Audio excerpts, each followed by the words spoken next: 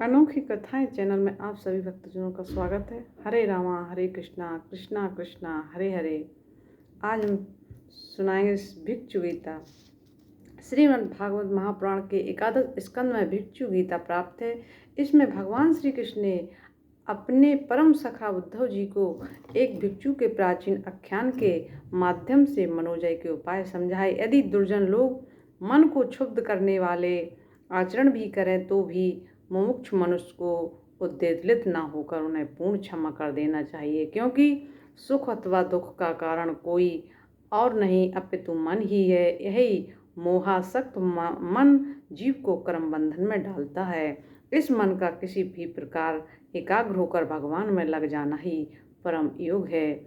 मार्मिक ज्ञान उपदेश वाली यह साधक उपयोगी भिक्षु गीता यहाँ हम आपको सुनाएंगे। श्री सुखदेव जी कहते हैं, परीक्षित, वास्तव में भगवान की लीला कथा ही श्रवण करने योग्य है। वे ही प्रेम और मुक्ति के दाता हैं। जब उनके परम प्रेमी भक्त उद्धव जी ने इस प्रकार प्रार्थना की, तब यदुवंशी भूषण श्री कृष्ण भगवान ने उनके प्रश्न की प्रशंसा करते हुए उनसे इस प्रकार कहा। श्री भगवान कृष्ण जी ने कहा, हे देव गुरु बृहस्पति के शिष्य उद्धव जी, इस संसार में प्राय ऐसे संत पुरुष नहीं मिलते जो दुर्जनों की कटुवाणी से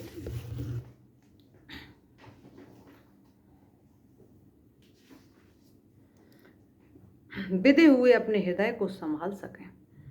मनुष्य का हृदय मर्म भेदी बाणों से विधने पर भी उतनी पीड़ा का अनुभव नहीं करता जितनी पीड़ा उसे दुष्टजनों के मार्मांतक एवं कठोर वाग्य बाण पहुंचाते हैं। उद्धव जी, इस विषय में महात्मा लोग एक बड़ा पवित्र प्राचीन इतिहास कहा करते हैं। मैं वही तुम्हें सुनाऊंगा, तुम मन लगाकर उसे सुनो। एक भिक्षु को दुष्टों ने बहुत सताया था। उस समय भी उसने अपना धैर्य न छोड़ा और उसे अपने पूर्व जन्म के कर्मों का फल समझकर कुछ अपने मानसिक उदागार प्रकट किए थे। उन्हीं का इस इतिहास में वर्णन है। प्राचीन समय की बात है। उज्जैन में एक ब्राह्मण रहता था।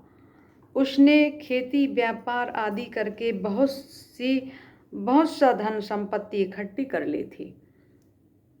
बहुत ही कृपणकामी और लोभी था। क्रोध तो उसे बात बात में आ जाया करता था। उसने अपने जात बंधुओं और अतिथियों को कभी मीठी बात से भी कभी प्रसन्न नहीं किया। खिलाने पिलाने की तो बात ही क्या, वह धर्म कर्म से रीति घर में रहता और स्वयं भी अपने धन संपत्ति के द्वारा समय समय पर अपने शरीर को भी सुखी नहीं करता था। उसकी कृपणता और बुरे स्वभाव के कारण उसके बेटे बेटी भाई बंधु नौकर चाकर और पत्नी आदि सभी दुखी रहते थे और मन ही मन उसका अनिष्ट चिंतन किया करते थे। कोई भी उसके मन को प्रिय लगने वाला व्यवहार नहीं करता था। वह लोक परलोक दोनों से ही गिराया था। बस यक्षों के समान धन की रखवाली करता था। उस धन से वह ना तो धर्म कमाता था और ना भोग ही भोगता था। बहुत दिनों तक इस प्रकार जीवन बिताने से उस पर पंच महायज्ञ के भागी देवता बिगड़ उठे। उदार उद्धव जी, पंच महायज्ञों के भागियों के त्रिकार से उसके पूर्व पुण्यों का सहारा, जिसके बल से अब तक धन टिका हुआ था, वह जाता रहा और जिसे उसने बड़े उद्योग और परिश्रम से कमाया था, इकट्ठा किया था, वह धन उसकी आंखों के सामने ही नष्ट भ्रष्ट हो गया। उद्धव जी, उस नीच ब्राह्मण का कुछ धन तो उसके कुटुंबियों ने ही छीन लिया, कुछ चोर चुरा ले गए, कुछ आग लग जाने आदि देवी कोप से नष्ट हो गया। कुछ समय के फेर से वह मारा गया। कुछ साधारण मनुष्यों ने ले लिया और बचा कुचा और दंड के रूप से शासकों ने हड़प लिया।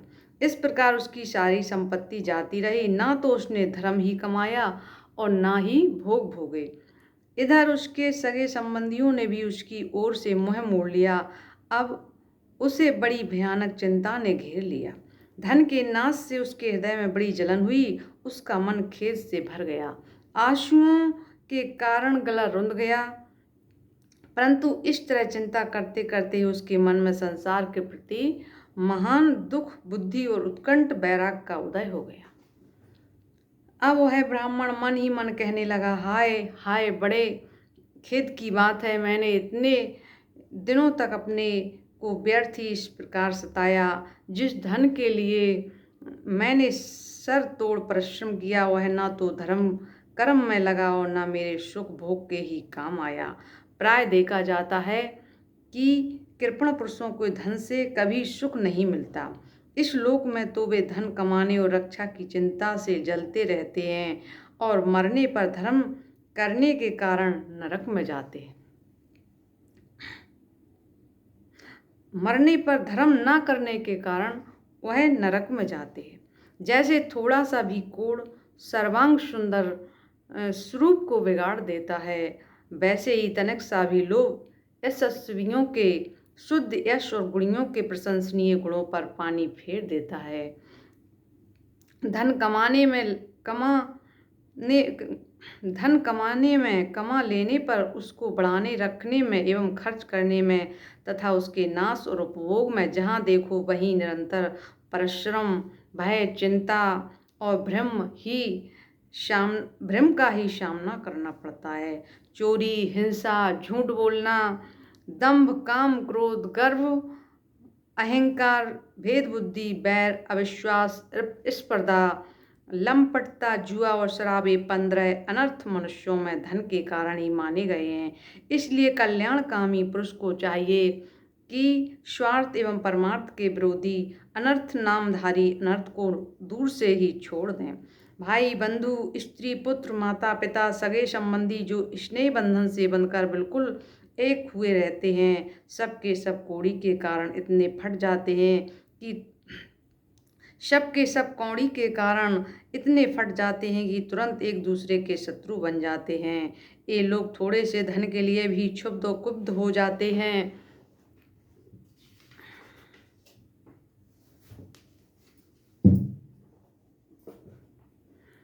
बात में सौहार्द संबंध छोड़ देते हैं, लाग डांट रखने लगते हैं और एकाएक प्राण लेने देने पर उतारू हो जाते हैं।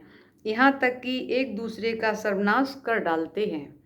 देवताओं के भी प्रार्थनीय मनुष्य जन्म को और उसमें भी श्रेष्ठ ब्राह्मण शरीर प्राप्त करके जो उसका अनादर करते हैं और अपने सच्चे स्वार परमार्थ का नाश करते हैं, वे अशुभ गति को प्राप्त होते हैं। यह मनुष्य शरीर मोक्ष स्वर्ग का द्वार है। इसको पाकर भी ऐसा कौन बुद्धिमान मनुष्य है जो अनर्थों के धाम धन के चक्कर में फंसा रहे। जो मनुष्य देवता, ऋषि, पितर, प्राणी, जाति, भाई, कुटुंबी और धन के दूसरे भागीदारों को उनका भाग देकर संतुष्ट नहीं रखता और न स्वयं ही उसका उपभोग करता है, वह यक्ष के समान धन की रखवाली करने वाला कृपण तो अवश्य ही अधोगति को प्राप्त होता है। मैं अपने कर्तव्य च्युत हो गया हूँ। मैंने प्रमाद में अपनी आयु, धन और बल पौरुष खो दिए। विवेकी लोग जिन साधनों से मोक्ष तक प्राप्त कर लेते उन्हीं को मैंने धन इकट्ठा करने की व्यर्थ चेष्टा में खो दिया। अब बुढ़ापे में कौन सा साधन करूं? मुझे मालूम नहीं होता कि बड़े बड़े बुद्धिमान भी धन की व्यर्थ तृष्णा से निरंतर क्यों दुखी रहते हैं। हो न हो अवश्य ही यह संसार किसी की माया से अत्यंत मोहित हो रहा है। यह मनुष्य शरीर काल के विकराल गाल में पड़ा हुआ, इसको धन देने वाले देवताओं और लोगों से भोग वासनाओं और उनको पूर्ण करने वालों से तथा पुनः पुनः जन्म मृत्यु के चक्कर में डालने वाले सकाम कर्मों से लाभ ही क्या। इसमें संदेह नहीं कि सर्वदेवस्वरूप भगवान मुझ पर प्रसन्न है, तभी तो उन्होंने मुझ इस दशा में पहुंचाया और मुझे इस जगत के प्रति यह दुख बुद्धि और वैराग दिया है। वस्तुतः वैराग ही इस संसार सागर से पार होने के लिए नौका के समान है। मैं अब ऐसी अवस्था में पहुंच गया हूँ, यदि मेरी आयु शेष हो तो मैं आत्मलाभ में ही संतुष्ट रहकर अपने परमार्थ के संबंध में सावधान हो जाऊंगा और अब जो समय बच रहा है उसमें अपने शरीर को तपस्या के द्वारा सुखा डालूंगा। तीनों लोकों के स्वामी देवगण मेरे संकल्प का अनुमोदन करें। अभी निराश होने की कोई बात नहीं है, क्योंकि राजा खड़गबाग ने तो 2 घड़ी में ही भागवत धाम की प्राप्ति कर ली थी। श्री भगवान बोले, भगवान श्री कृष्ण कहते, उद्धव जी, उस उज्जैन निवासी ब्राह्मण ने मन ही मन इस प्रकार निश्चय करके मैं और मेरा मन की गांठ खोल दी। इसके बाद वह शांत होकर मौनी सन्यासी हो गया। अब उसके चित्त में किसी भी स्थान, वस्तु या व्यक्ति के प्रति अनासक्ति न रही। उसने अपने मन, इंद्रियों, प्राणों को बस में कर लिया। वह पृथ्वी पर स्वतंत्र रूप से विचरने लगा। वह भिक्षा के लिए नगर और गांव में जाता अवश्य था, परंतु इस प्रकार जाता था कि कोई उसे पहचान न पाता था। उद्धव जी, वह भिक्षुक अवधूत बहुत बूढ़ा हो गया था। दुष्ट उसे देखते ही टूट पड़ते और तरह तरह से उसका तिरस्कार करके उसे तंग करते थे। कोई उसका दंड छीन लेता तो कोई भिक्षा पात्र ही छीन लेता, कोई उसका कमंडल उठा ले जाता, कोई आसन, रुद्राक्ष माला और कंधा ही लेकर भाग जाता, कोई तो उसकी लंगोटी और वस्त्र को इधर उधर डाल देता, कोई वे वस्तुएं देकर कोई दिखला दिखला कर फिर छीन लेता। जब वह अवधूत मधुकरी मांग कर लाता और बाहर नदी तट पर भोजन करने बैठता तो पापी लोग कभी उसके सिर पर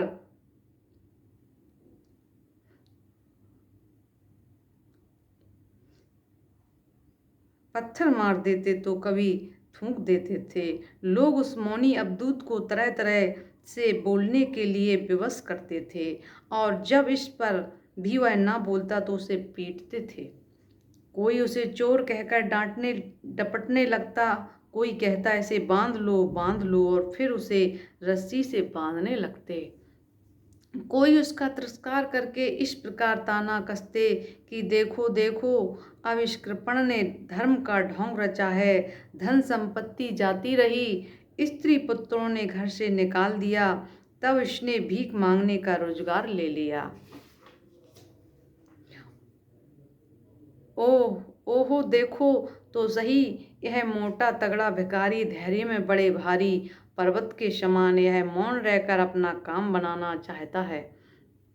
सचमुच यह बगुले से भी बढ़कर ढोंगी और दृढ़ निश्चयी है। कोई उस अवधूत को हंसी उड़ाता तो कोई उस पर अधोवायु छोड़ता, जैसे लोग तोता, मैना आदि पालतू पक्षियों को बांध लेते या पिंजड़े में बंद कर लेते थे हैं, वैसे ही उसे भी लोग बांध देते और घरों में बंद कर देते, किंतु वह सब कुछ चुपचाप सह लेता। उसे कभी ज्वर आदि के कारण दैहिक पीड़ा सहने पड़ती, कभी गर्मी सर्दी आदि से देवी कष्ट उठाना पड़ता और कभी दुर्जन लोग अपमान आदि के द्वारा उसे भौतिक पीड़ा पहुंचाते, परंतु भिक्षुक के मन में इससे कोई विकार न होता। वह समझता कि यह सब मेरे पूर्व जन्म के कर्मों का फल है और इसे मुझे अवश्य भोगना पड़ेगा। यद्यपि नीच मनुष्य तरह तरह के तिरस्कार करके उसे उसके धर्म से गिराने की चेष्टा किया करते, फिर भी वह बड़ी दृढ़ता से अपने धर्म में स्थिर रहता और सात्विक धैर्य का आश्रय लेकर कभी कभी ऐसे उद्गार प्रकट किया करता। ब्राह्मण कहता, मेरे सुख अथवा दुख का कारण ये मनुष्य है, ना देवता है, ना शरीर और ना ग्रह, कर्म एवं काल आदि ही है। श्रुतियाँ और महात्मा जन मन को ही इसका कारण बताते हैं और मन ही सारे संसार चक्र को चला रहा है। सचमुच यह मन बहुत बलवान है। इसी ने विषयों के उनके कारण गुणों और उनसे संबंध रखने वाली वृत्तियों की सृष्टि की है। उन वृत्तियों के अनुसार ही सात्विक, राजस और तामस अनेक प्रकार के कर्म होते हैं और कर्म के अनुसार ही जीव की विविध गतियां होती हैं। मन ही समस्त चेष्टाएं करता है। उसके साथ रहने पर भी आत्मा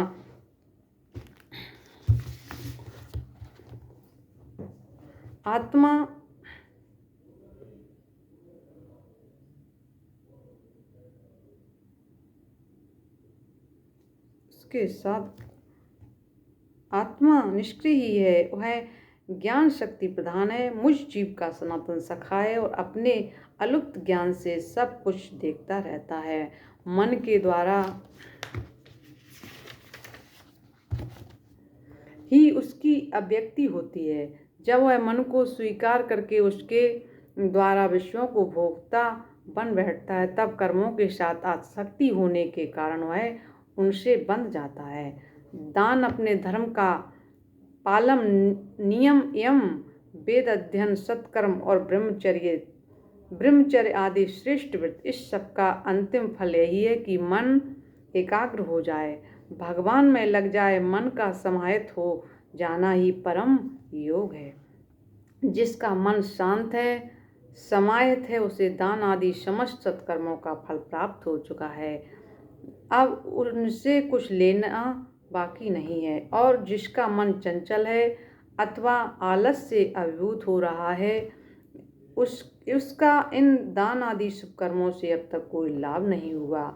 सभी इंद्रियां मन के बस में हैं, मन किसी भी इंद्रिया के बस में नहीं है। यह मन बलवान से भी बलवान अत्यंत भयंकर देव है। जो इसको अपने बस में कर लेता है, वही देव इंद्र आदियों का विजेता है। सचमुच मन बहुत बड़ा शत्रु है।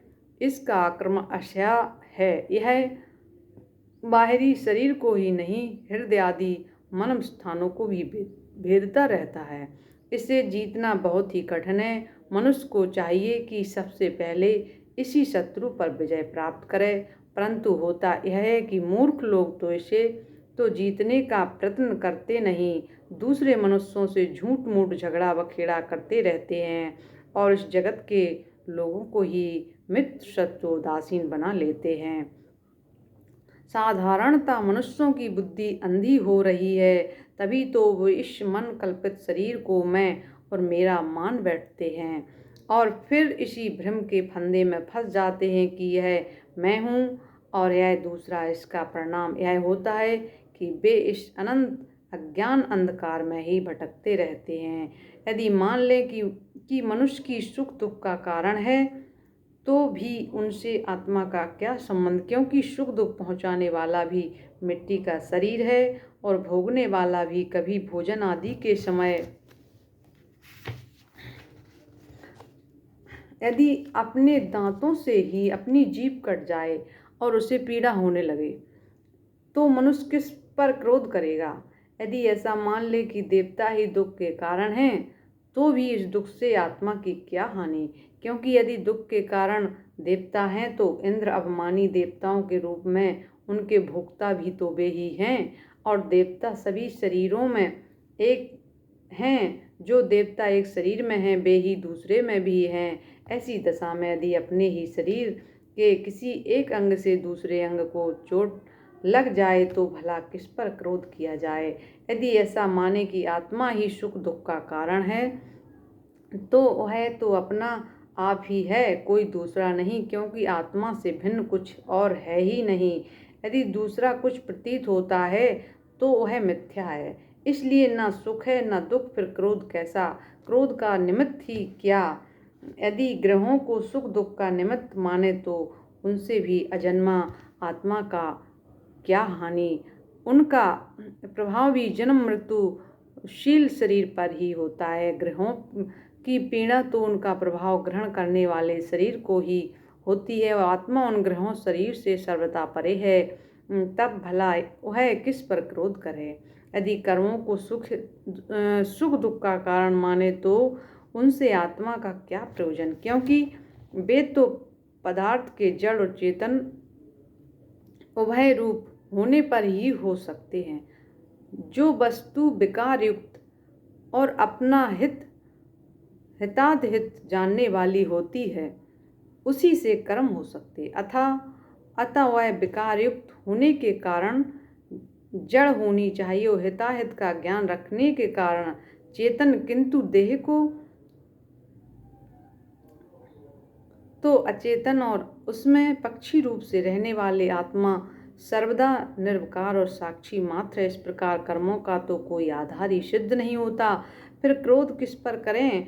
यदि ऐसा माने कि काल ही सुख दुख का कारण है तो आत्मा पर उसका क्या प्रभाव, क्योंकि काल तो आत्मस्वरूप ही है। जैसे आग को नहीं जला सकती, बर्फ को नहीं गला सकता, वैसे ही आत्मा स्वरूप काल अपने आत्मा को ही सुख दुख नहीं पहुंचा सकता। फिर किस पर क्रोध किया जाए। आत्मा शीत उष्ण सुख दुख आदि द्वंद्वों से सर्वदा अतीत है।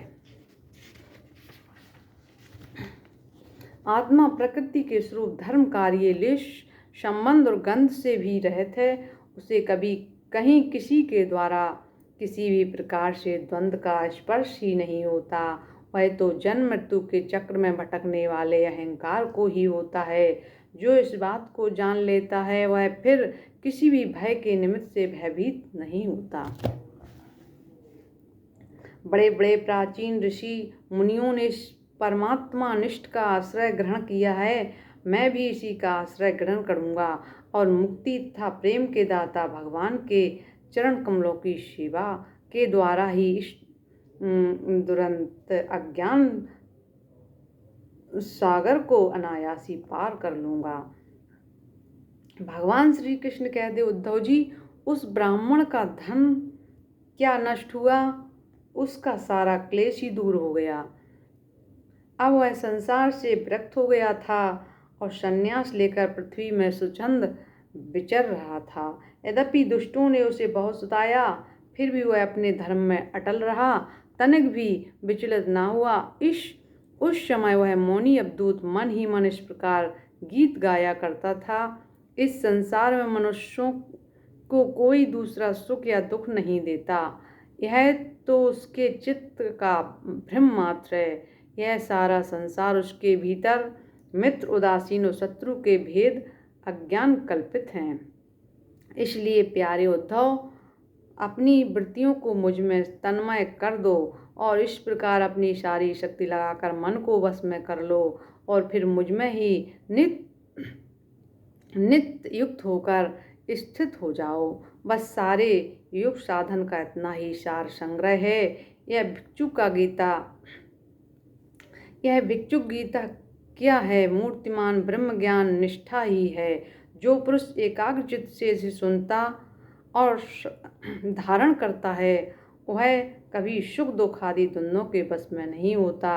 उनके बीच में भी वह सिंह के समान दहाड़ता रहता है। बोलिए भक्तवत्सल भगवान की जय। अनोखी कथाएं चैनल में आप सभी भक्तजनों का स्वागत है। अगले वीडियो में फिर एक नई कथा सुनाएंगे। जय श्री राधे कृष्णा, हरे रामा हरे कृष्णा, कृष्णा कृष्णा हरे हरे।